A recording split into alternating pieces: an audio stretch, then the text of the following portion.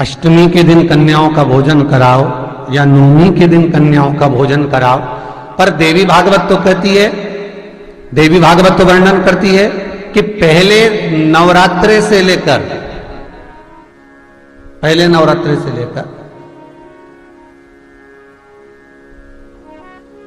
नौमी तिथि तक जितने दिन देवी के होते हैं, प्रत्येक दिन में आप किसी भी दिन कन्याओं का भोजन करा सकते हो, पहली रात्रि से लेकर, पहला दिन से लेकर।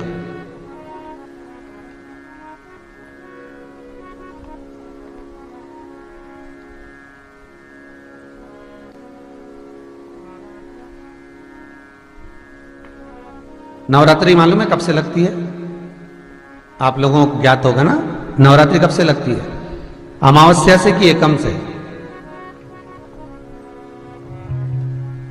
अरे जितने लोग सुन रहे हो जरा बोलो तो भाव से। अमावस्या से लगती है कि एकम से लगती है? तो सब लोग कहेंगे महाराज जी पड़वा से लगती है, एकम से। पर देवी भागवत कहती है अगर एकम से लगी तो नवरात्रि पूर्ण कैसे हुई? एकम का दिन लगी तो एकम के दिन की रात्रि, फिर दूज के दिन की रात्रि, तीज के दिन की रात्रि, चतुर्थ दिन की रात्रि, पंचम दिन की रात्रि, छठे दिन की, सातवें दिन की, आठवें दिन की, नवें दिन की रात्रि। पर नवें दिन तो सुबेरे पूजन करके, यज्ञ करके, अनुष्ठान करके देवी को विसर्जन कर दिया, फिर नवरात्रि पूर्ण कैसे हुई? नवरात्रि की पूर्णता होती है अमावस्या की रात से गिनी जाती है।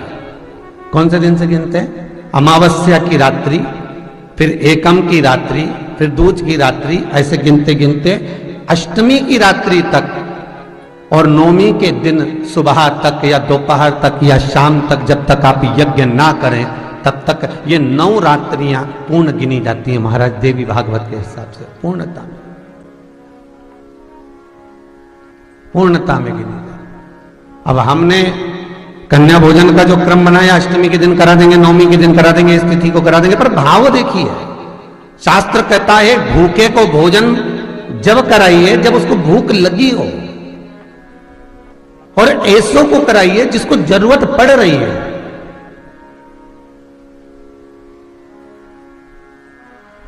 या चैत्र नवरात्रे में, शरदीय नवरात्रे में, आषाढ़ी नवरात्रे में,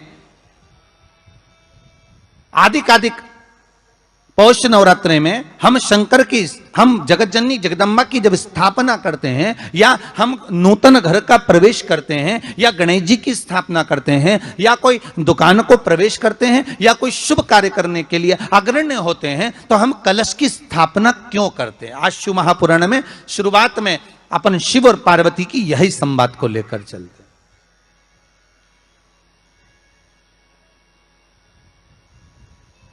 आखिर कलश में ऐसा क्या है? कलश के अंदर आखिर ऐसा क्या विराजमान है कि 33 कोटि देवता उस कलश के अंदर आकर बैठ जाते हैं महाराज?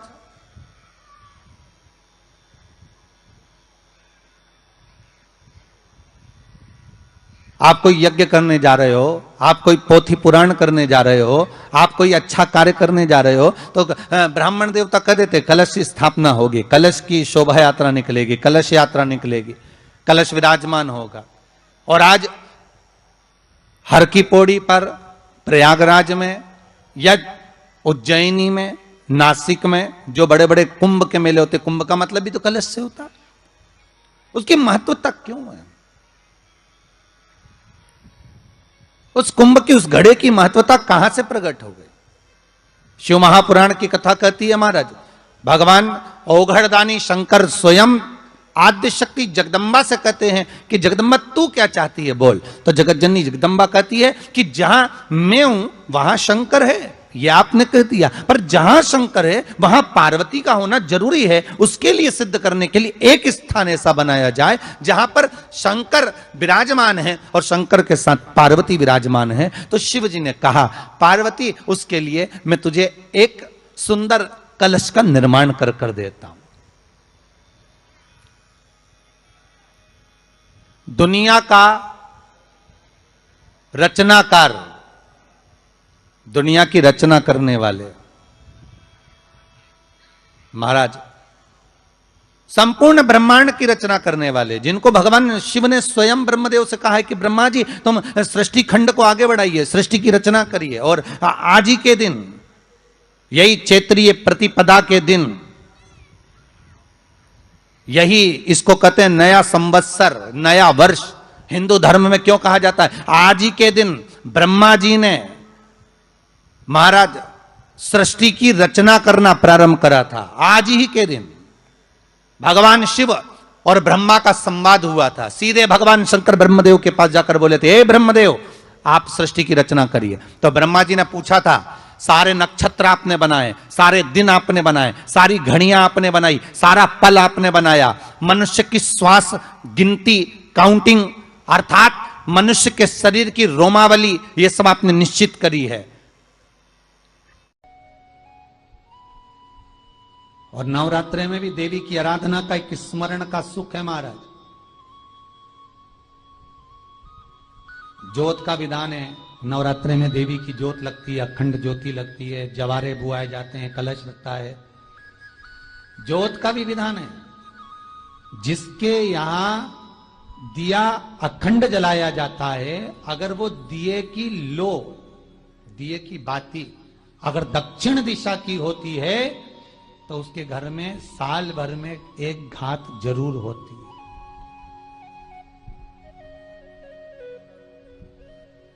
जो दिया अखंड जलता है उसकी बाती का मुख दक्षिण का नहीं होना चाहिए। अगर आपने देवी भागवत का स्मरण कराओ, देवी भागवत को अगर सुना हो, तो देवी भागवत में स्पष्ट किया गया कि पूर्व की ओर मुख करा हुआ दिया, अर्थात पूर्व की ओर ज्योत जो जलाई जाती है वो संपदा की वृद्धि करती है। पश्चिम की ओर मुख कर जो ज्योत लगाई जाती है महाराज, वो वैभव को देती है। और उत्तर की ओर जो मुख कर ज्योत जलाई जाती है, उत्तर की ओर जो ज्योत का मुख रहता है, वो आयु की वृद्धि करती है, घर में अकाल मौत को रोकती है।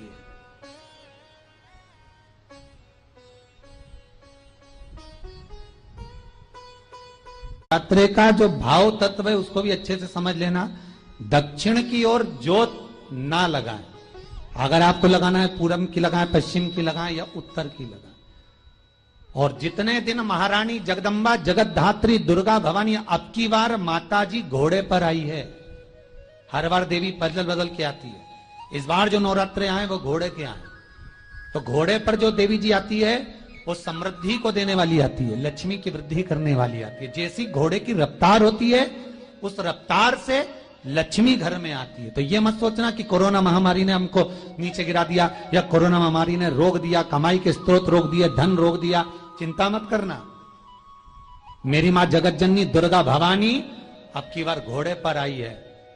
साल भर में इतना धन दे देगी कि आपने पीछे के 4 साल में नहीं कमाया होगा। इतनी मेरी मां भंडार भर देगी। ये घोड़े पर आई है, कोई साधारण नहीं हो सकता।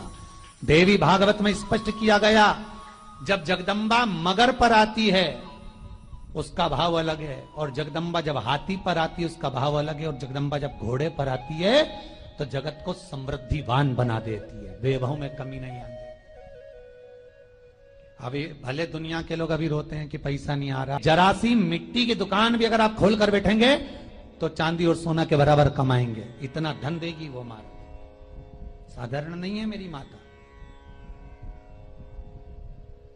तात्विक सुख का आनंद देने वाली, लाभ तत्व प्रदान करने। और नवरात्रि में भी अगर आपकी कोई कामना है, आपकी अगर इच्छा है, आपका मन है, तो जगत जननी की आराधना करो।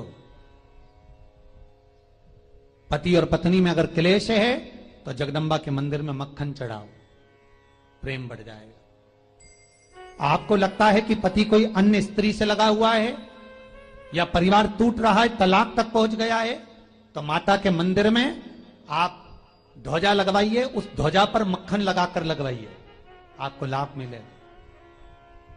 महाराज, यदि आपको लगता है कि बच्चे बहुत ज्यादा अपशब्द बोल रहे हैं, मुंह चला रहे हैं और प्रेम नहीं रख रहे, तो माता के मंदिर में लाल पुष्प, लाल चंदन और लाल चूड़ी मां को समर्पित करिए, प्रेम बढ़ेगा।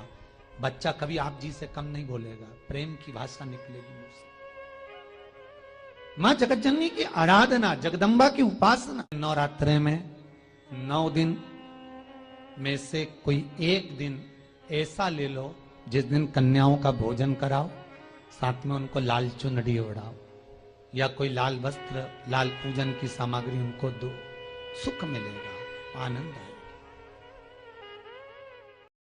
चैत्री नवरात्रे का 5वां दिन रहा है और मान लो कि आपके घर में किसी बच्चे की, लड़के की या लड़की का या मंगल विवाह नहीं हो रहा हो या शादी नहीं हो रही हो, या उस लड़के लड़की के लिए बहुत प्रयास कर लिया आपने और उसकी शादी हो ही नहीं रही, अथक प्रयास आपने कर लिया और उसका मंगल विवाह नहीं हो रहा, तो ये देवी भागवत में स्पष्ट कहा गया, देवी भागवत में वर्णन किया गया है, देवी भागवत में वर्णित किया गया और देवी भागवत में कहा गया कि आम का जो पत्ते होते हैं, आम का जो पत्ता होता है, आम का जो पल्लव होता है, उस आम के पत्ते पर हल्दी और सिंदूर, इन दोनों से स्वस्तिक का निर्माण किया जाए। देवी भागवत का संवाद है, बहुत ध्यान देना महाराज। जिन कन्याओं का विवाह ना हो पंचमी के दिन, नवरात्रे की कोई सी भी पंचमी, मतलब जो पंचमी तिथि पड़ेगी, कोई भी नवरात्रा हो, चाहे वो 4 नवरात्रे में से, चाहे वो पौष का हो, अश्विन का हो, चैत्र का हो, आषाढ़ का हो, किसी भी नवरात्रे में आप कर सकते हैं। एक पान के पत्ते पर, एक ही पत्ते पर जो 2 स्वस्तिक बनेंगे, एक हल्दी का बनेगा, एक सिंदूर का बनेगा। बस अंतर इतना है, जो हल्दी का स्वस्तिक है उस पर कंकु के चावल अर्थात रौली के चावल, रौली कुंकू के चावल रखना है, और जो सिंदूर का है उस पे हल्दी के चावल रखना है। इतना रखकर जिस लड़का लड़की का विवाह नहीं होता उसकी हथेली पर रखकर उसका नाम और गोत्र बोलकर महाराज उसको ले जाकर नीम के पेड़ के नीचे उसको रख दिया जाता है। मात्र 3.5 या 4 महीने ऐसे रहते